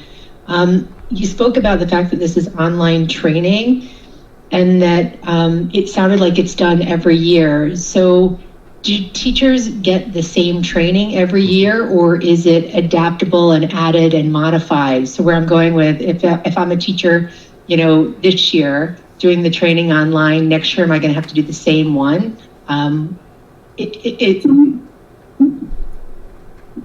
So it actually depends on what the state requirements are. So this current school year is the first year that we've been using the Safe Schools platform. So for example, like bloodborne pathogens is something that we need to do every year. So yes, we would watch that every year. Whereas sexual harassment for administrators every other year, so we can watch that every other year. So it really depends on what the state has mandated that we must do, and this was a way of delivering it to all staff members, whereas before it was actually kind of difficult to deliver all that mandated training to teachers and to staff. And Carrie, wouldn't you say like some of the training is very repetitive and very much the same? At the same time, from year to year, there might be nuanced changes. DCF reporting has been pretty consistent over time, but I would say over the last couple of years, you've seen them add things like child trafficking and a few other things. But kind of to your point, Sharon, some of the training is extremely redundant, but at the same time, we're mandated by the state to do the training every year. And so what this does do is provide an opportunity for us to offer it to teachers outside of, say, a staff meeting, and give them some flexibility when they can take it. Before, it was kind of everybody show up for the OSHA bloodborne pathogen training that you've seen 16 times and sign in. Now there's actually check-ins along the way to make sure staff are actually remembering, retaining the data. The record-keeping piece is far more specific, so we actually can kind of have a database of who took it, when, make sure they went through it. And what we hope to do this year is offer it to teachers with a large amount of lead time, so that if they want to work it in over the summer or kind of outside of the time where they might have other pressures and constraints on them, we're not pulling them away. The last thing a teacher wants to do the day before school starts is go to 6 hours of mandated training when they're trying to get a classroom up and running. And so this gives us a lot more flexibility than we had in the past. And so I also think the great thing about this platform is it's not only for mandated training, there are other topics on there. So if someone had, this is true, someone asked for training on LGBTQ, so we were able to find a couple of videos about that to share out. We also can make our own videos, which is really nice, and assign those. We can put up PowerPoints, we can tie it to our board policies. So if there's a lot of things we can do with this platform for professional development.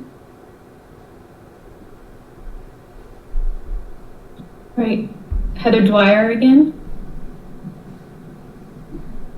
Hi, Heather Dwyer again. I also saw the item in there for the Ames web subscription, and I believe this was the first year that we were kind of wholesale using that in the elementary schools. And I guess my question is, and I'm sorry if I missed it, is there any professional development need with that tool, or is it included in the budget, or is it not necessary? Just wondering. Thank you. So in the past, we've used Ames Web for lower elementary and for special ed students. And you're right, this year was the first year that we've done it K-8 for all of our students. And so the amount here is the amount for just the licenses. And so we've used, other monies if we need professional development. And we actually have a trainer who's wonderful, and she does a lot of webinars like this with us, where we can see her virtually and she can answer our questions. So so that would be an addition. This right here is just for the licenses. John Cookson. John Cookson. Carrie, a couple of different things. The audit by Phi Delta Kappa International and Curriculum. What is the main thing that we do gain from that type of an audit? And when does that usually take place, and what part of the school year?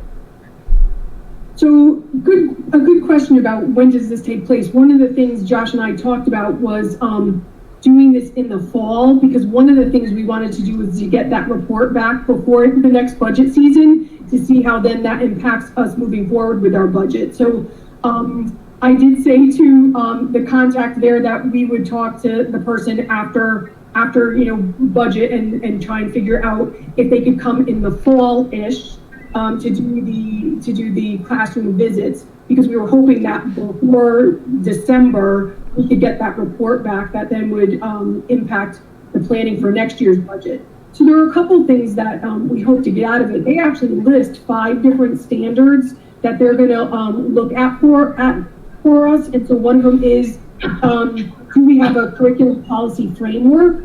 And so then they give different bullet points of what that would look like. They also take a look at does our written curriculum address both current and future needs of our students? So they look at the direction of learner expectations.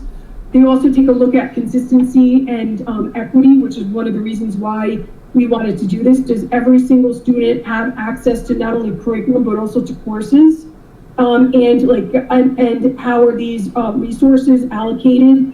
And how is the curriculum monitored by central office and by site personnel?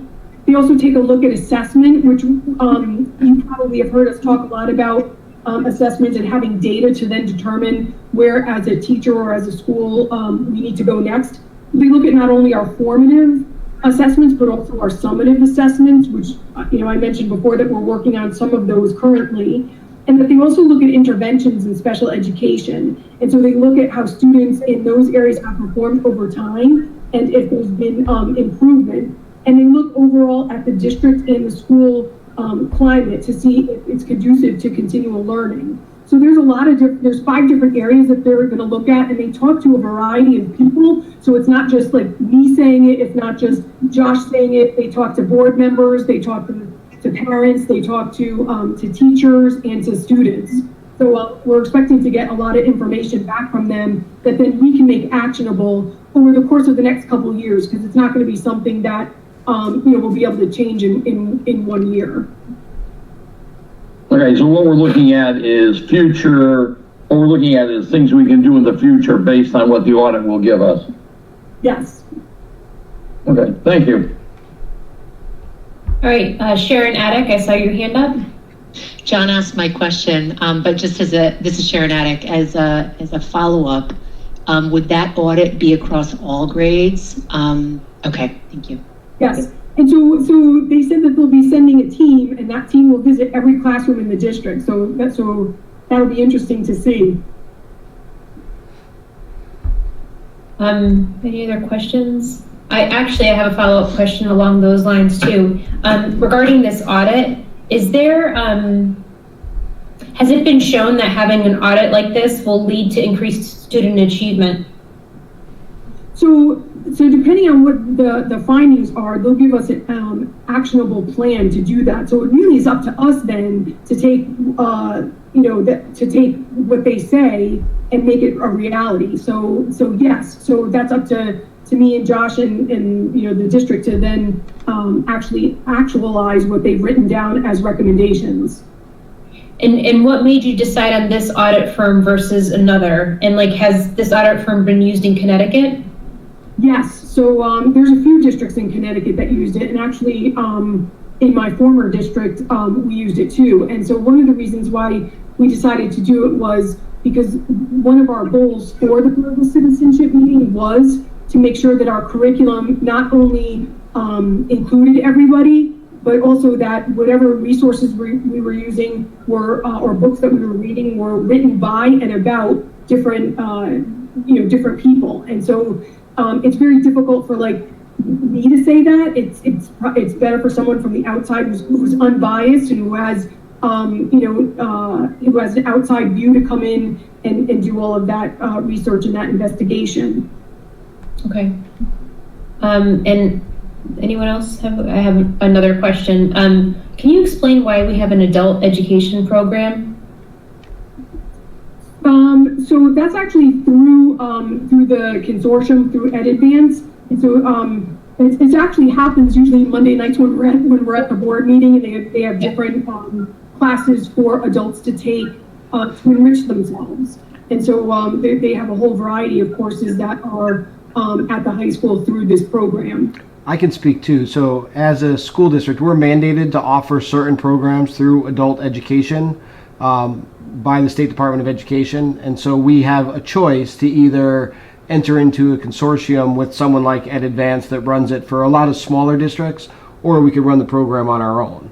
The challenge is that in order to make the program break even, where you can afford to run the mandated programs, you really need to run an enrichment program with it.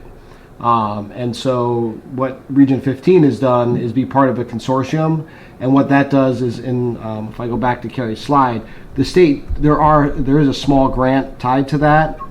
That I don't know if you can see it. I can't see it on my slide because it covered. Oops, hold on. So that that $900 grant isn't enough to run the mandated program.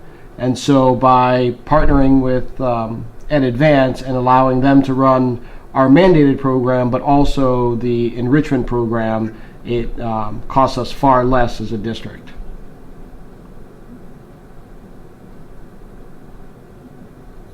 All right. Any other questions for Dr. Chiappetta? Aaron, I have just one question. On the adult education program, how many people do we have participating in that? I don't know. I would have to find that out and get back to you.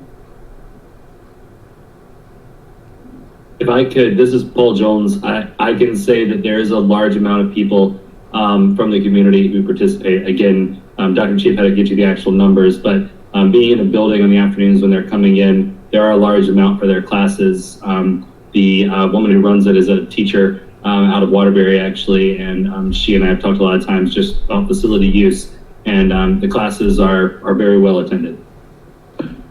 No, I used to teach in Waterbury, so I know the adult education is well used overall by people in the communities and stuff like that. But I was just questioning, the number that we are using, that's all. I mean, you don't really have to check it out. I just want to make sure that what we're doing, the money we're paying for it is being used, that's all. Thank you. The classes are largely attended. All right. Any other questions for Dr. Chiappetta? Going once? Going twice? All right. Russ, are you still there? I'm here. I'm Russ Sage. Thank you for inviting me to present my budget tonight. Josh, next slide. Yep, hold on. Let's make it so. There you go. So if you just want to open up a couple more bullet points, that's a stop. Oop, there you go. So we're a small department, myself and 3 full-time technology specialists who maintain thousands of devices in the district every day, a lot more seemingly in the last 3 or 4 days. Usernames and passwords for a large number of staff and students, and we have a help desk system that has been in use for a number of years, and we've processed over 17,000 tickets. Next, please. Our infrastructure, we are maintaining the infrastructure. We do keep it up to date. Over the last 3 or 4 years, we've replaced a large number of devices and We have what I think is a pretty robust, stable network with Wi-Fi points all over the place in all of our schools, and a centralized backup system, a virtual data center that we refreshed actually this past summer. Next, please. So I wanted to talk a little bit about the priorities in my budget. Of course, you may have heard, we want to increase the number of devices for our students in grades 4 through 8 and try to provide a one-to-one experience inside the school environment during the day. We also are cognizant of the security issues that have been happening to school districts this year. And so we looked at purchasing some software to help prevent that from happening and to reduce the risk of ransomware. And we are installing that right now on administrator computers, Board of Ed, central office computers, and plan to install that on teacher laptops this coming summer. And in light of that, we also want to move our PowerSchool system from a locally hosted, which is actually housed here in Region 15, to a PowerSchool company-run service where they can spend a lot more money on the infrastructure and provide much better security than we can, and then also automate some of the updates for us. And likewise, we'll be doing the same with our Destiny card catalog system that we use. We will have the company host that product for us. And then also, we're looking to update some of our older machines, just part of routine maintenance. That's what we do. Our machines do have a life cycle, and they do eventually need to get replaced because they can't run some of the software updates that we need to apply to keep a secure environment. So some of the other things I think that we looked at when Mr. Martino came on board were phone systems, and I know that our schools have quite a few different generations of phone systems. Some are analog, some are digital, and I think Mr. Martino looked at that across the district and decided that we really did need to update some of those. So there is a little bit of money in my budget that helps to address that. Next, please. So the current computer inventory, just really quickly, you'll see the numbers there on the screen. We're right around 22 to 2,300 Chromebooks now. And I guess the message here is, if you don't remember what this pie graph looked like last year, the Chromebook wedge was a little bit smaller. And what we're really doing is we're taking more desktops out, and we're increasing Chromebooks and also reducing laptops. So that wedge, that pie wedge for Chromebooks is expected to grow more and more every year, and we'll probably see a reduction in laptops and desktops over time. Next. So I did mention computer replacement cycle. I probably mention this every year, but we do try to replace our desktops after 6 years, laptops after 4 years, Chromebooks after 4 years, and it's tough because they do get used quite often during the day, and they are sometimes they break. We do put a lot of wear and tear on those devices, so we do try to keep them fresh, try to maintain them the best we can. Sometimes we just can't get the 4 years out of those devices, and we feel that it's just not a good experience for students. So if they don't make it 4, then we'll evaluate them prior to the budget cycle of the 4th year to see if we need to replace them after 3 years. Next, please. So this year happens to be somewhat of a light year for us based on our current replacement cycle. We do keep an inventory of machines we've purchased over the last 15 years, actually. I think I have data. But as a board, you may know that sometimes money doesn't always come when we need it, and we have to defer to another year, or sometimes we just have money and we see that we are able to afford more carts one year than another. So we've had these spikes in our budget for some years now, and we happen to be in one of those lulls. So the spike is on the downside, and as you can see the numbers here, very light replacement. Now this is replacement. This isn't really anything that addresses addition. This is really just replacement based on our current cycle. Next, please. So in the detail, tried to itemize all of the things that you'll see on line items here in my equipment line.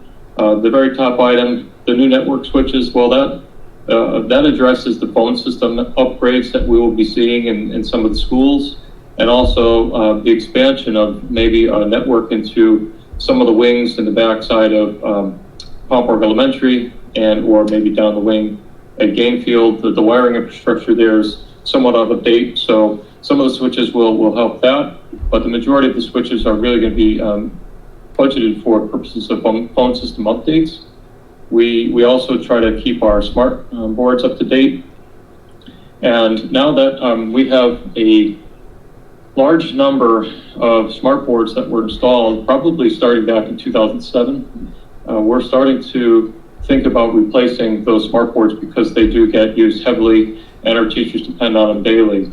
And one of the new advances is to, instead of replace a traditional smart board with the older style, we can look at doing a TV display. It's basically a modern version of a smart board, but it's in the form of a 65-inch TV.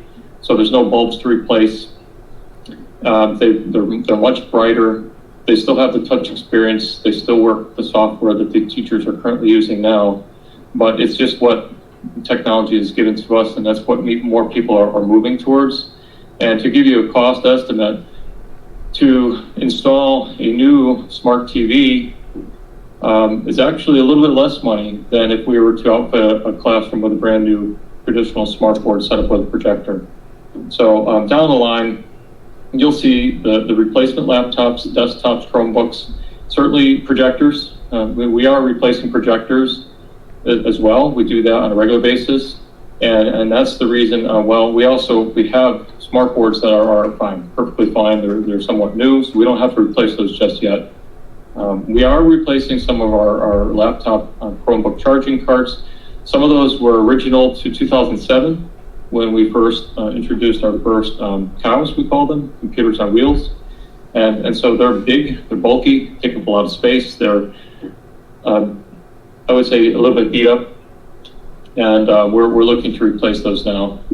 And also we have some Macs and some MacBooks as part of some labs at the high school, or certainly our video studio, and also our academy. Those are in there. And as you can see, my increase for equipment is about 62,000, and at least half of that are because of our network switches that we're looking at for phone system upgrades. Next, please.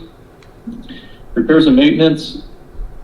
We're actually decreasing this by 10,000, and it's really because we're not using as many projector lamps, so I think we reduced projector lamps, and we also moved something.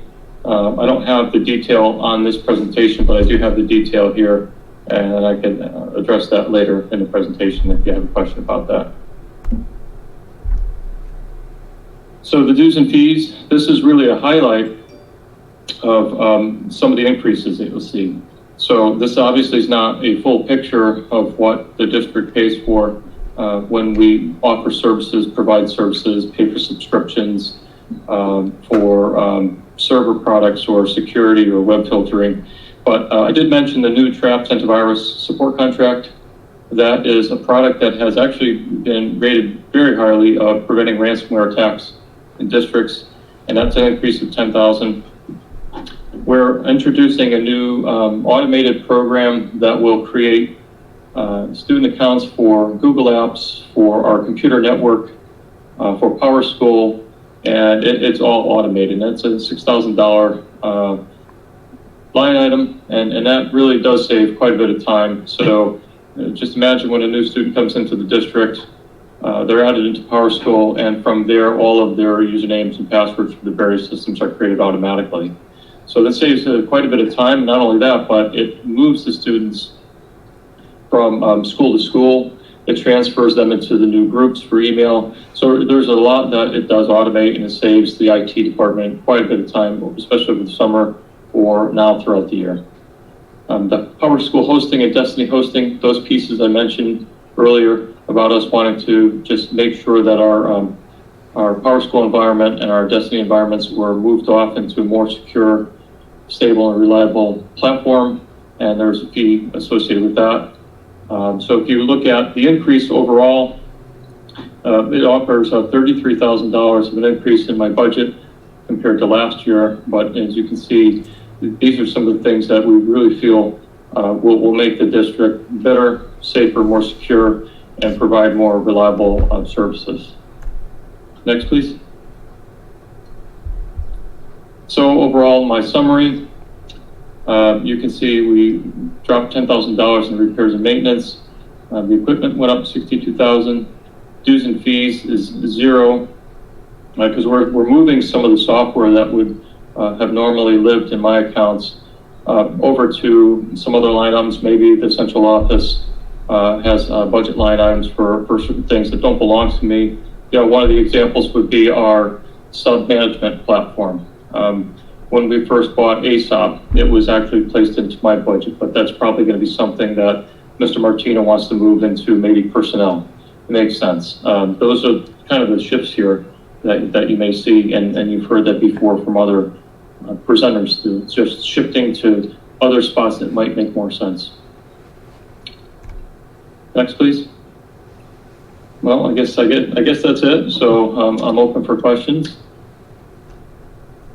All right. Heather Rogers, did you have a question?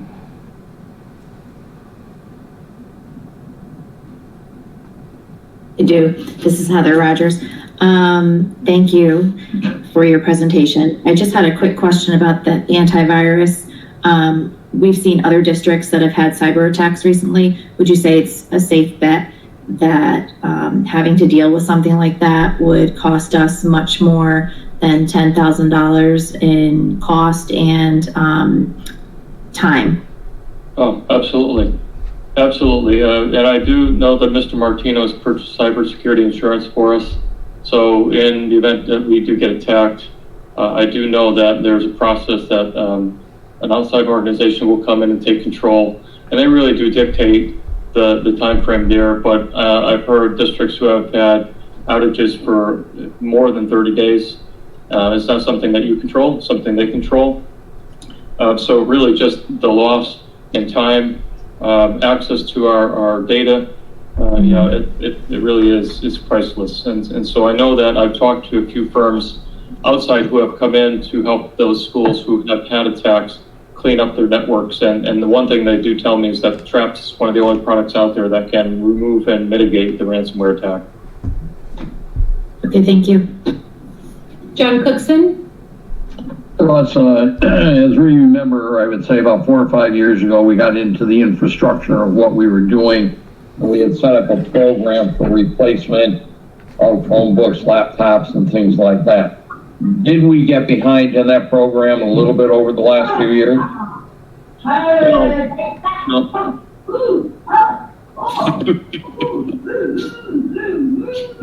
That's not me making a noise. Promise you.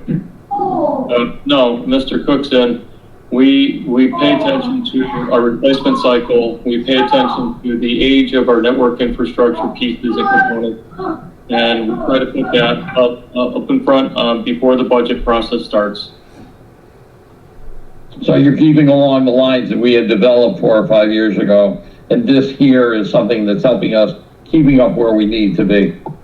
Yes, yes, and during my conversations, meetings with the superintendent and the business manager, we pretty much will look at where we are with the age of our devices, both on the network side and on the computer Chromebook desktop side, and then basically come up with a budget plan that makes sense for the district and is as affordable as it can be.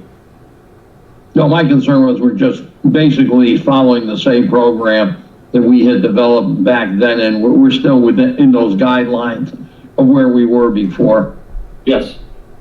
Okay, thank you. You're welcome. Any other questions? Steve?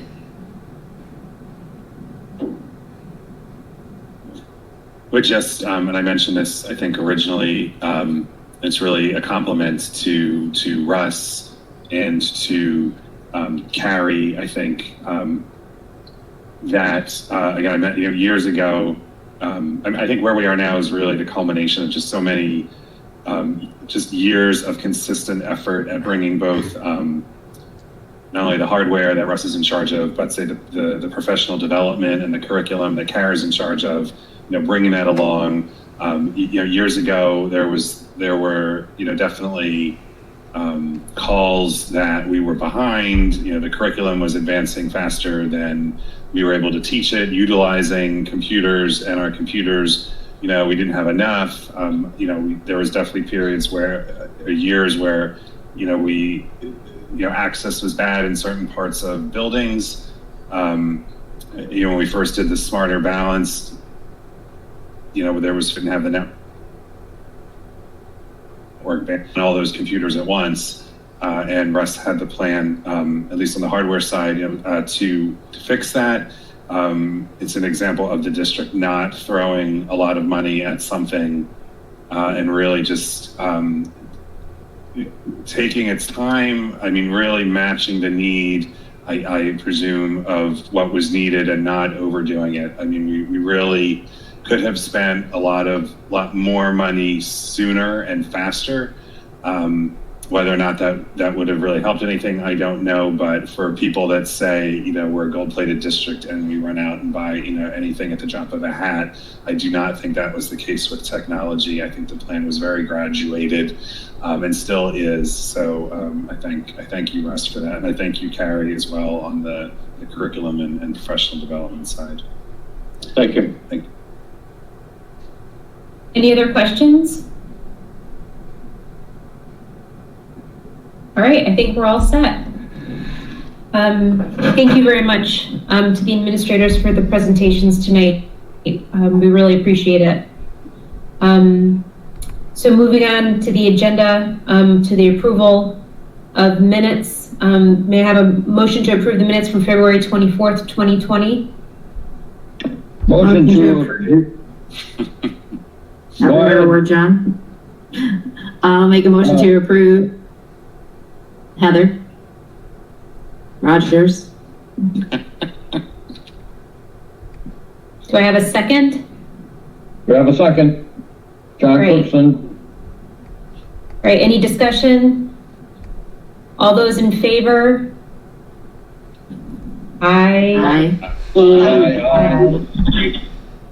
Are there any nays? Any abstentions? All right, it passes unanimously. May I have a motion to approve the minutes of March 4th, 2020, a budget workshop?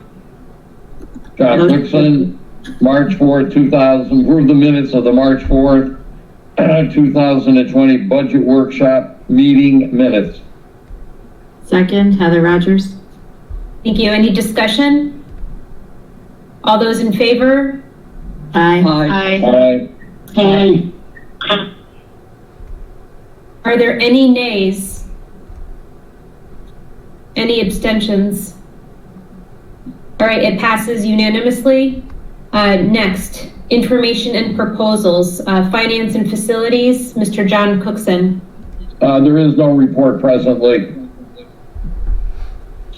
All right, next, policy and curriculum, Mr. Steve Sirianni. Thank you, Madam Chair. Not so much a report, I suppose, as there's no new or old business, but just a question for Carrie is that, and for the group, we were waiting for CABE to do its review of all our policies and sort of expecting, a fair amount of work to come out of that. That's probably, if that's not delayed, even if they had it, that's something we really probably got to do face to face anyway when we get back together. So, if there's any type of PNC work that you think we could do remotely, maybe just reach out. We'll have a conversation and maybe we'll try and still have PNCs. We could use the same video chat, just do it, the hour before everyone gets on. So if there's guess, we can talk later about what might have, either we have stuff to do or, we'll just cancel B and C for the foreseeable future. One of the two, please. Thank you, Karen. That's my report / question. All right. Next, PTO advisory, Ms. Heather Dwyer. Hi, this is Heather Dwyer. PTO Advisory Council met what seems like 300 years ago on March 5th, 2020. And at that time, on March 5th, we had discussed the potential impact of possibly closing schools for some period of time due to COVID-19. We had also discussed plans for organizing the 2019-2020 budget. Usually PTO Advisory organizes flyers and sign holding for referendum day. And so those plans were discussed. And we had also discussed Volunteer of the Year, which was at that time planned for April 27th. I think going forward, the council is next scheduled to meet on April 2nd, though I think the need for that and the logistics still need to be decided, given the current situation. Thank you. Thank you. All right, next, board member comments. If any board member speaks, just remember to say your name. No one? I just have a very quick comment. Just wanted to encourage the public, if anyone is watching, you're always welcome to email Board of Ed members and Superintendent Smith with any questions about the budget. We are trying to be as open and as transparent as possible in a virtual environment in the midst of all this other stuff going on. So please, if you have any questions, feel free to email us and or come to the public hearing on Wednesday, I think that we're still having. All right, next, Superintendent's report, Mr. Smith. Thank you, Madam Chair. A couple things. I want to start by saying thank you to the administrators in the district that really spent a lot of time and energy over the last few week, trying to retool public education as we know it. Our teachers have kind of engaged at a level that is really impressive. This is really scary for a teacher who's never taught in a virtual environment to go from not doing this to doing this every day. And in the meetings that we've been in over the last week, they've really stepped up to take care of the kids in these communities. I want to thank our parents who have said time and time again how appreciative they are of the efforts. Their life is just as crazy and in turmoil as they shift. And the comments and responses to our efforts have been welcome and appreciated. And I want to thank the board members. This is our first virtual board meeting. This is really different for you. And I don't know that we really have a choice, but you've made it very easy to test through this. This is a risk, doing something like this public and trying to get everybody running. So I appreciate the flexibility and kind of the willingness to forge a new path. Just ask that over the next week to 3 months, we're going to go through this journey, and I would just ask that parents and educators are patient with the process. Everybody, I appreciate the desire to have answers to questions, but there's so many unanswered questions, and honestly, most answers beg another 20 or 30 questions. Our State Department is moving as fast as they can to try to wrestle with this. There's a lot of lawyers that aren't sleeping much as they try to answer our questions, and so just remind people that we're all moving at a really fast pace and in a place that we've never been before. So to try to be patient with that. And then the last thing that I would say is kind of in reference to the budget, and maybe this was a little bit of Sharon's question, is that every day we look at the current impact, both financially and instructionally on the district. And both of those things are going to put pressures on next year. There may be things that we're not doing this year that we can capture some savings and create some offsets in next year. And the same thing with instruction. We're going to have to do things for the kids that are missing this instruction when they come back. It's just never going to be the same. As great as the work that is happening right now, it's just not the same. And so as those things kind of churn, we're also in a budget cycle where community is going through all kinds of job shifts and economic trends. So we're very conscious of that. We're not alone in that.